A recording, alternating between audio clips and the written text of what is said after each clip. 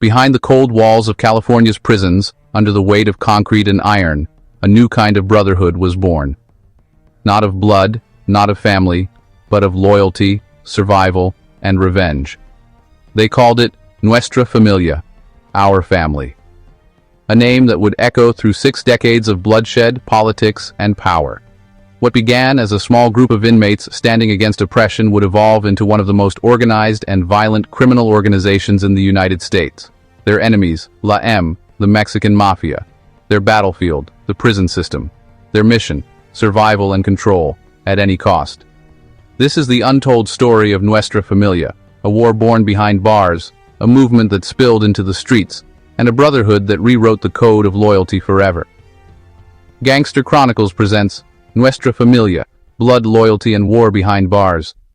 Chapter 1, Seeds of the North, 1950s-1960s. The story of Nuestra Familia begins long before the name existed. In the 1950s and 60s, California's prisons were pressure cookers of violence and division. Inside, racial lines were drawn sharp. White inmates ran with the Aryan Brotherhood, black inmates with the Black Guerrilla Family, and Latino inmates with the Mexican Mafia. But didn't represent all Mexicans. Their members were mostly from Southern California, streetwise gangsters from Los Angeles barrios like East LA, Boyle Heights, and San Pedro. When young men from the rural north, farm towns like Salinas, Gilroy, and Fresno, entered the system, they were seen as outsiders. They dressed different, spoke different. Some didn't even speak fluent Spanish. The Southerners looked down on them, calling them scraps. It wasn't just disrespect, it was humiliation. Northern inmates were beaten, robbed, and forced to submit to the rules of But humiliation only fuels rebellion.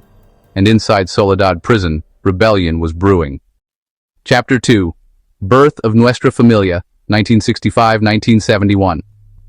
In 1965, a group of northern inmates in Soledad prison decided enough was enough. They came together for protection, but what they created was a revolution. They called themselves Nuestra Familia, our family. At first, it wasn't an empire. It was survival. A small circle of northerners determined to stand against Me's control. But soon, survival turned into strategy. The men began organizing, writing codes, creating a chain of command, recruiting quietly from cell to cell. They adopted military discipline, each member sworn to protect the North, defend his brothers, and follow orders without question. Their chosen color, red. Their number, 14, representing the 14th letter of the alphabet, N for Norte. A symbol was born, a sombrero with a machete, representing the strength and pride of the working-class Chicano from the fields of the North. And then, the war began.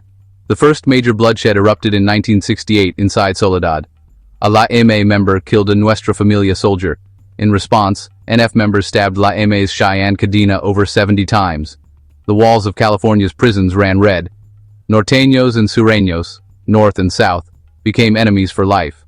And that war would stretch far beyond the prison gates. Chapter 3, The War Within Walls, 1970s. By the early 1970s, the California prison system had turned into a war zone.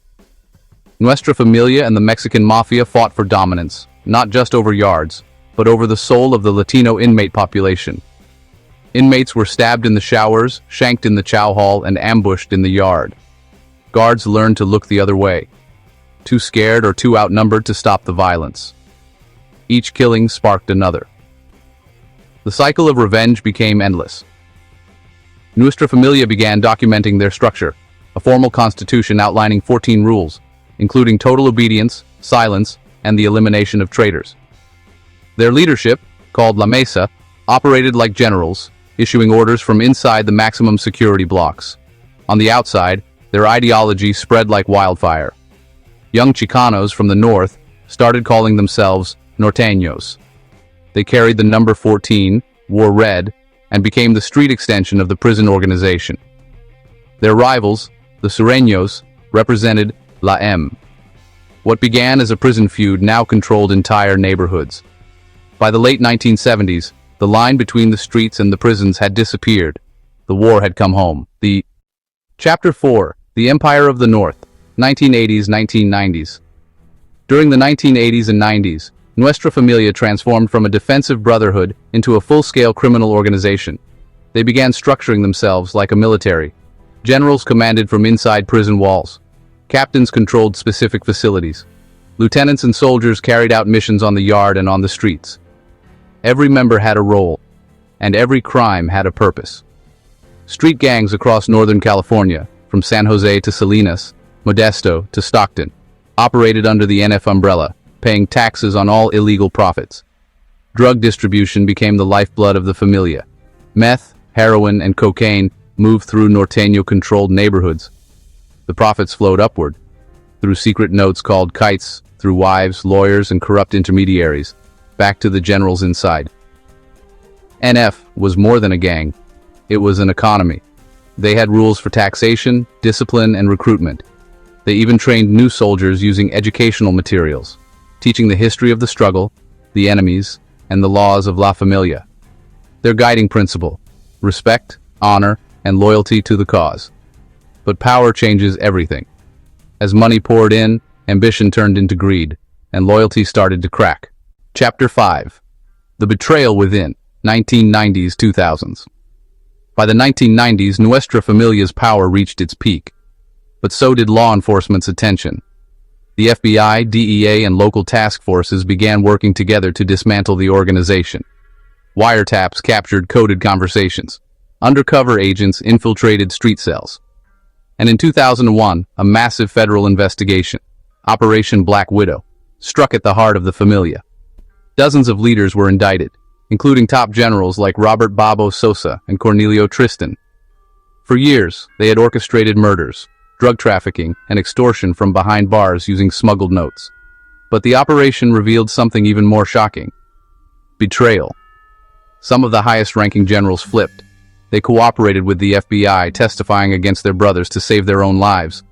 The unbreakable code of silence was broken. Inside the prisons, paranoia spread. Executions followed. Nuestra Familia had survived decades of war against LAM, but now it was fighting itself. The brotherhood had turned inward, and the blood spilled was its own. Chapter 6. The Streets and the Legacy, 2000s today. Today, the war that began in the 1960s still echoes across California. Thousands of Norteños still operate under the shadow of Nuestra Familia, even if they've never met a single OG member. On the streets, kids as young as 13 wear red, throw the four fingers, and pledge allegiance to a cause they barely understand. For many, it's not about ideology, it's about identity. Growing up poor, surrounded by gangs and violence, joining the Norteños means protection, belonging, family. But it's a family that demands everything and gives nothing back. Meanwhile, the California Department of Corrections has tried to break the cycle. They've isolated NF leaders, transferred them to federal facilities, and placed others in solitary confinement for decades. Yet even from inside cages, the orders keep coming. Through coded phone calls, messages hidden in artwork, or visits from lawyers, the Familia still breathes. And on the other side of the line, the Sureños, the soldiers of La M, still wait for any chance to strike. 6 decades later, the war still hasn't ended. It just changed uniforms. Chapter 7. Bloodlines Never Fade. In every story of power, there's a moment where purpose becomes poison. For Nuestra Familia, that moment came long ago. What began as a movement for respect turned into an empire of fear.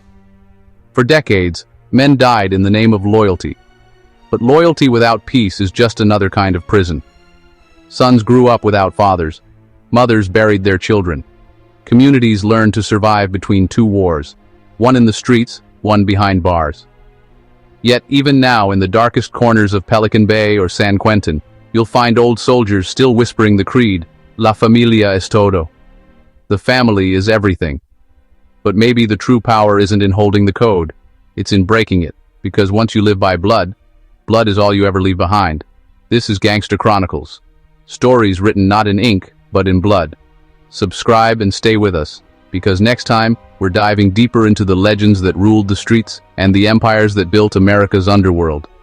Until then, stay sharp, stay aware, and remember, every brotherhood has a price. Gangster Chronicles history, written in blood.